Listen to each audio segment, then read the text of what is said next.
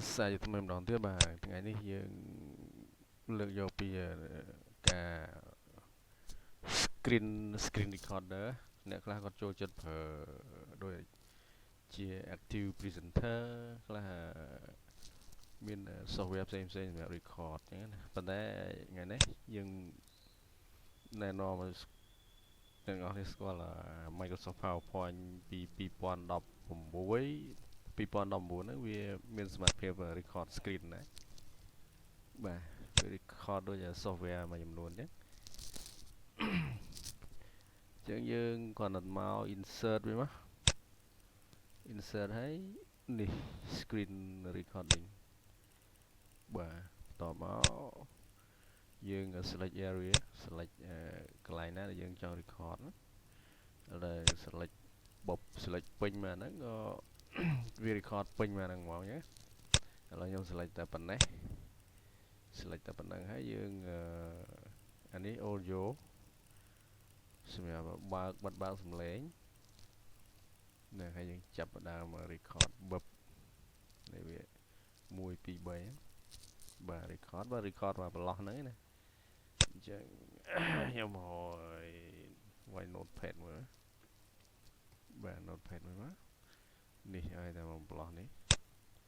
ប៉ុណ្ណឹងបបមកហើយយើងទៅសេសាកមើលបាទ yeah how to record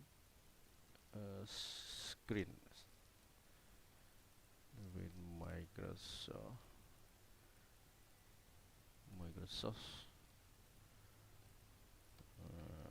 PowerPoint បាទ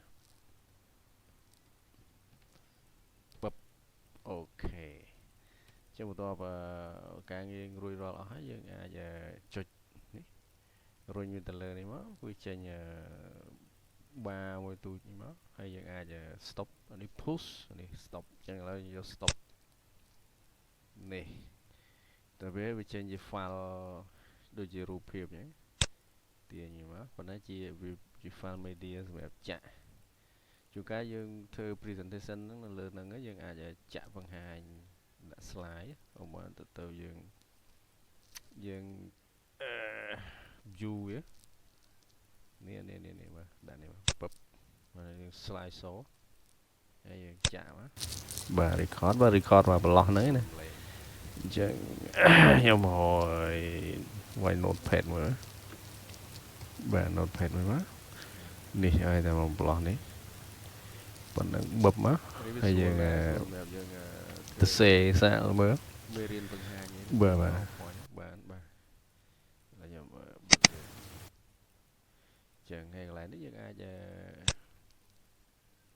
លេង style លេង emote វាមកដាក់ផ្សេងៗហ្នឹងដូច PowerPoint អញ្ចឹងហើយយើងចង់ save វាទៅ media file គាត់ចុចមកស្ដាមមកហើយយក save as media file បាទហើយវាខ្ញុំដាក់ PowerPoint យ៉ា PowerPoint show បាទហើយ media អានេះ file media ហ្នឹងប្រហែលជា MP4 បាទអញ្ចឹងមកមើលឡើងនេះបាទ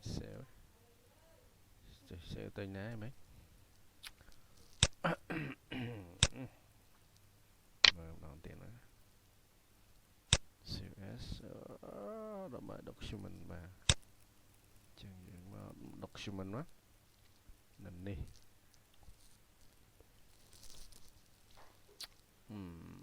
ផ្លឹបនេះបើកមកវាជា file បាទ record មកប្រឡោះហ្នឹងណាអញ្ចឹងវា file MP4 នេះបាទ MP4 ហើយច្បាស់ដែរមិនអាចមកអេមធ្វើវីដេអូធ្វើអីបានបាទអញ្ចឹងថ្ងៃហ្នឹងយើងមានតែប៉ុណ្្នឹងហើយសាកល្បងបងប្អូនគ្នាមើលប៉ុន្តែអានេះ2013ដូចអត់មានទេណាមានតែ2016និង2019ណាបាទសូមអរគុណបាទអញ្ចឹង